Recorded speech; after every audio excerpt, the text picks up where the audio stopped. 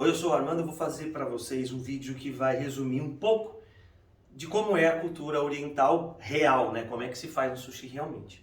Vamos começar então pelo arroz.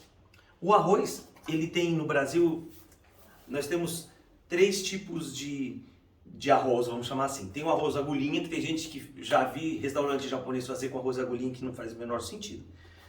E tem um arroz japonês que são de grão longo e grão curto. O grão que a gente usa é o grão curto, que é o que é utilizado nos restaurantes bons. Quando o grão é longo, ele é mais barato, a qualidade não é tão boa, tá? Como que eu escolho o arroz? Nós temos vários produtores de arroz e o preço do arroz vai variar de acordo com essa qualidade, lógico. Tem arroz, pra você ter uma ideia, que de 1 quilo custa R$ 180. Sim, lá na Liberdade, assim, é de lá, não tem... Difícil o cara ter um acréscimo. O arroz que você vai ter também no mercado custa 8. Esse que eu compro, ele custa R$ 40. Então é uma qualidade bacana. Pra mim, eu experimentei vários. Esse de 180, confesso que eu não experimentei, ainda não consegui ter saída suficiente para isso. Muito bem. Como é que a gente faz o processo de lavagem? A primeira lavagem é normal, você lava para tirar a sujeira. E você vai lavando o arroz, esfregando um grão no outro com delicadeza, mas com atrito. É para que não quebre o grão e para que você consiga tirar as impurezas. Tirou as impurezas, vai para o processo de secagem do arroz. Então ele está secando aqui. Outra coisa importante é aonde que nós vamos cozinhar o arroz. Nós cozinhamos o arroz num caldo de peixe. Como é que eu vou fazer esse caldo de peixe? 12 horas antes de começar a fazer o sushi, eu pego uma alga chamada de alga kombu. Eu vou abrir aqui para vocês. Essa alga aqui, ela é enorme. Aqui ela tá pequena, mas se puser também na água ela vai ficar enorme. Ela tem metros de tamanho. Vocês devem estar reparando que tem uns pontos brancos. No processo de desidratação, há a formação de fungos nela. E esses fungos, junto com essa alga, gera uma associação, né? Eles vão acabar gerando para nós o que a gente chama de umami. Vão dar umami na comida. O que é umami? Aquele sabor a mais. Vem daqui o Ajinomoto. Não sabia? Eu também não. Fui pesquisando e fui fazendo vários cursos. Muito bem. Pega essa alga, coloco na panela com água suficiente para cozinhar o arroz e para fazer o meu caldo de peixe que eu vou precisar mais tarde. Coloco por 12 horas. Eu não sei se dá pra ver. E aí, ela passa o umami pra água. Coloco na panela para ferver a água ferve. Assim que ferve, eu tiro a alga, separo essa alga e coloco o que a gente chama de katsuobushi, que são raspas de peixe bonito desidratado. Isso aqui. Muito bem. Coloquei a proporção correta, deixo ferver por um certo tempo e vou filtrar e estará pronto o nosso dashi, Ichiban dashi, o primeiro caldo de peixe. Também tem o Niban dashi. Eu não uso o Niban dashi porque eu ainda não faço comidas quentes como sopas. Ensopados geralmente utilizam o Niban dashi, a gente usa o Ichiban dashi. Muito bem. Fez o Ichiban dashi, tá bonitinho? Eu coloco a água para ferver e coloco o arroz. Muito bem. Quando estiver terminando de cozinhar, eu aumento o fogo no último minuto para que queime somente uma camada do arroz, formando o que se chama de koge. Esse koge vai dar uma aromatização para o arroz. O efeito disso é que o arroz ele não vai ficar branquinho, ele vai ficar com um tom um pouquinho marrom. Ele é branco, mas ele vai ficar um pouquinho marrom e com um sabor incrível. Por aqui já dá para perceber uma diferença do que a gente vê hoje em restaurantes por aí. Fui num restaurante muito bom e famoso e eles me falaram que eles usam isso aqui, ó. Isso aqui é tipo um Ajinomoto não, tipo um miojo do katsuobushi. É um caldo de peixe instantâneo. Vários restaurantes usam isso. Poucos usam isso aqui. Por quê? Porque encarece. O brasileiro ainda acha que pagar barato é pagar bem.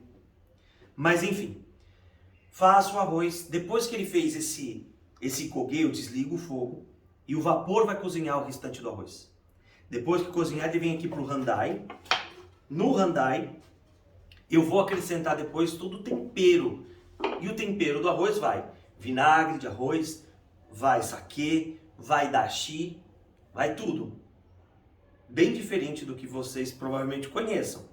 Uma das curiosidades da preparação do tempero do sushi, do arroz do sushi, é que o vinagre, quanto mais caro, melhor. Os vinagres mais baratos, eles vão ter um cheiro característico muito forte.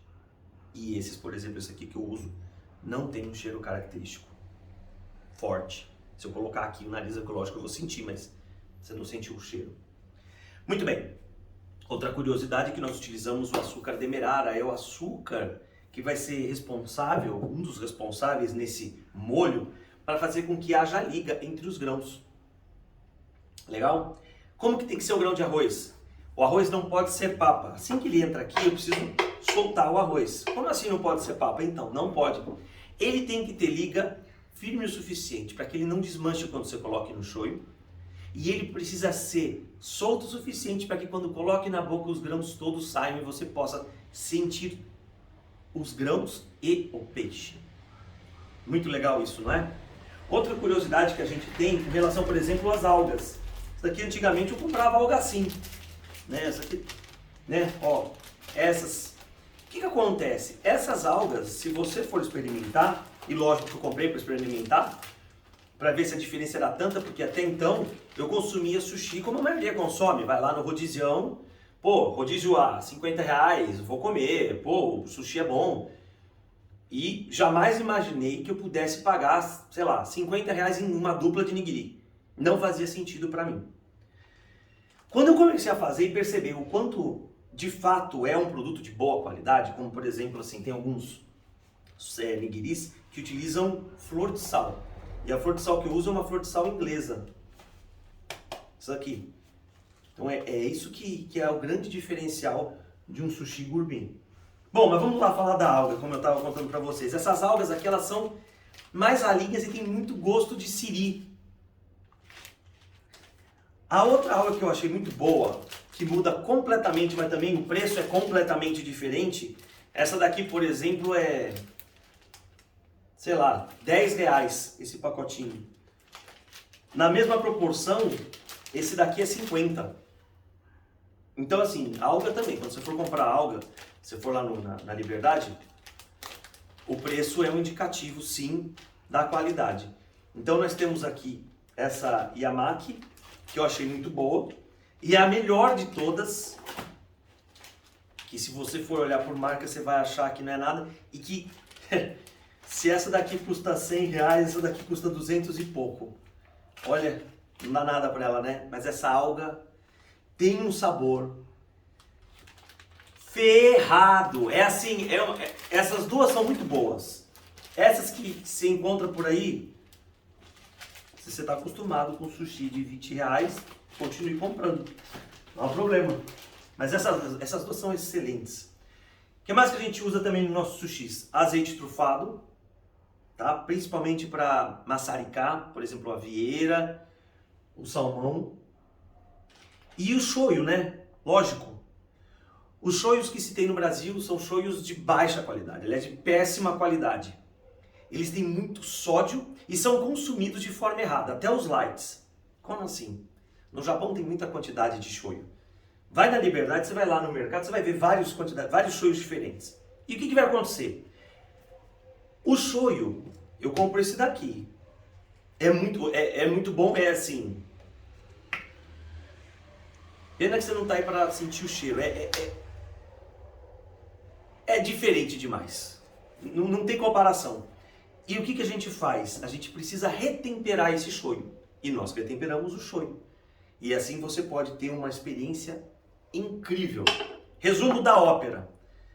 Eu estou comparando a culinária japonesa com Old Date, Teachers, para quem gosta de whisky, Old Date, com o Blue Label da Johnnie Walker.